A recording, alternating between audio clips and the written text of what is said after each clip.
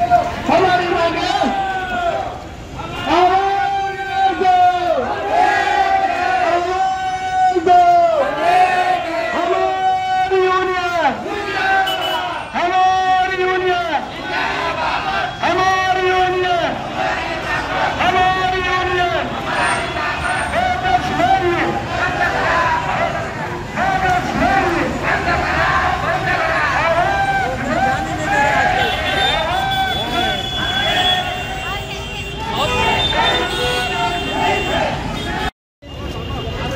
आज विधानसभेवर दीक्षाभूमीला जी जागा पाहिजे त्याकरता हा भव्य मोर्चा निघालेला आहे। मी भारतीय बौद्ध महासभेचा महाराष्ट्र संघटक भीमरावजी पुसे या नात्याने आज हा मोर्चा आम्ही या ठिकाणी सर्व संघटनाच्या वतीने या ठिकाणी घेऊन आलेलो आहोत की विधानसभेवर मोर्चा आमचं म्हणणं काय आहे ते ऐकून घेतलं पाहिजे आणि जी दीक्षाभूमीकरता जी अपुरी जागा आहे त्याकरता आमचं बाजूची जी जागा आहे जे कॉटन रिसर्च सेंटरची जागा आहे त्याचप्रमाणे बाजूला माता कचेरीची जागा आहे ही माता कचेरीची जागा आम्हाला मिळायला पाहिजे।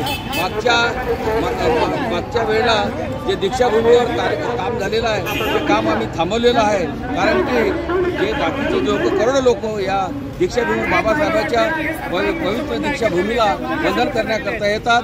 त्या दीक्षाभूमीची माती कपडा लावतात आणि सर्व जगभर आमचे जे बौद्ध बांधव आहे ते तिथे येऊन त्या नतमस्तक होतात। त्यांची सेवा त्यांची त्या ठिकाणी व्यवस्था बरोबर होत नाही आणि त्या व्यवस्थेकरते बाजूबाजूला जी जागा आहे ती आम्हाला मिळाली पाहिजे याकरता आम्ही हे आंदोलन केलेलं आहे। जर आम्हाला ही जागा मिळाली नाही याहीपेक्षा भव्य आंदोलन झाल्याशिवाय राहणार नाही आणि म्हणून आमची आंबेडकरवाद्यांची आमची सर्वांची इच्छा आहे की लवकरात लवकर ते आम्हाला बाजूची जागा शांती करण्याकरता द्यावं कारण की मागच्या वेळेला जे आमच्या मे महिन्यामध्ये जे आंदोलन झालं त्या आंदोलनामध्ये सर्व जागा आमची जी आहे ती हडप करण्याचा प्रयत्न चाललेला होता।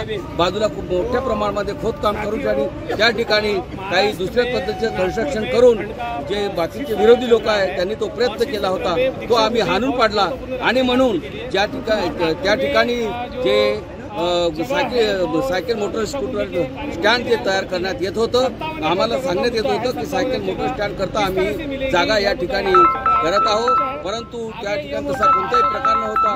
त्या मोठं त्या ठिकाणी खोदकाम केलेलं होतं त्या खोदकामामुळे आमच्या ज्या स्तूपाला आहे तो धोका होणार होता। आणि मी राहुल सोमकुवर ऑल इंडिया समता सैनिक दलाच्या वतीने या मोर्चामध्ये सामील झालेलो आहोत। आमचे 4 ग्रुप एकाच ठिकाणी आलेले आहेत आणि त्यांच्या माध्यमातून हा मोर्चा निघालेला आहे। या मोर्चाची मुख्य मागणी म्हणजे बजेटमध्ये जो अनुसूचित जाती जमातीचा जो बजेट आहे त्या बजेटमध्ये आम्हाला वाटा मिळाला पाहिजे आणि वाट्याकरता कायदा झाला पाहिजे। त्याचबरोबर परभणीच्या संदर्भामध्ये जी घटना घडली त्या घटनेची न्यायालयीन चौकशी झाली पाहिजे आणि दोषींवर कारवाई झाली पाहिजे ही आमची प्रमुख मागणी आहे। त्याबरोबर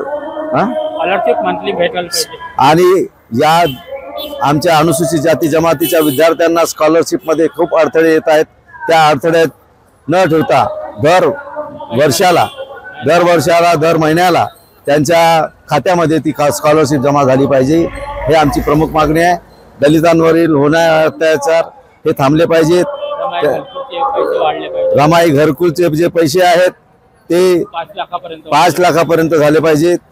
अशा विविध मागण्यांचं निवेदन आम्ही आज शासनापुढे ठेवणार आहोत ही आमची प्रमुख मागणी आहे। अगर आप ये वीडियो YouTube पर देख रहे हैं तो हमारे चैनल को सब्सक्राइब कर बेल आइकन दबाएं और Facebook पर देख रहे हैं तो हमारे पेज को लाइक करें।